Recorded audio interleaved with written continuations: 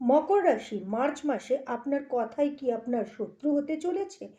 একটা রাগের কথা, চাকরিতে বিপদ, সম্পর্কে ভাঙন, মামলা মোকদ্দমার চান্স এবং টাকার অপচয়। চলুন দেখে নেওয়া যাক। স্বাস্থ্য মোটের ওপর ভালো, তবে যাদের ক্রনিক রোগ আছে তাদের সতর্কতা প্রয়োজন।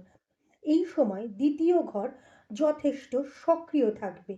আয় ভাব নিয়ে সচেতনতা প্রয়োজন। আকস্মিক কোনো জটিলতা তৈরি হতে পারে। বিভিন্ন কারণে ব্যয়ের প্রাবল্য থাকবে। বাক্য প্রয়োগে সতর্কতা প্রয়োজন। বাক্যের ভুলে জটিল পরিস্থিতি আসতে পারে। আইনি সমস্যায় যারা রয়েছেন সেক্ষেত্রে বাক্যের প্রয়োগ খুবই বুঝে শুনে করতে হবে। নতুন মামলা মোকদ্দমার যোগও দেখা যায়। সন্তানের ক্ষেত্র শুভ। ছাত্রছাত্রীদের জন্য এই মাস মোটের ওপর শুভ ফলদায়ক। দাম্পত্য জীবনে সহযোগিতা দেখা যায়। হালকা নীল এবং গ্রে রঙের ব্যবহার করতে পারেন। এই ভিডিওটা ভালো লাগলে অবশ্যই সেভ করে রাখুন। এরকম আরও অ্যাস্ট্রোলজিক্যাল আপডেট পেতে চ্যানেলটা সাবস্ক্রাইব করে পাশে থাকুন। ধন্যবাদ।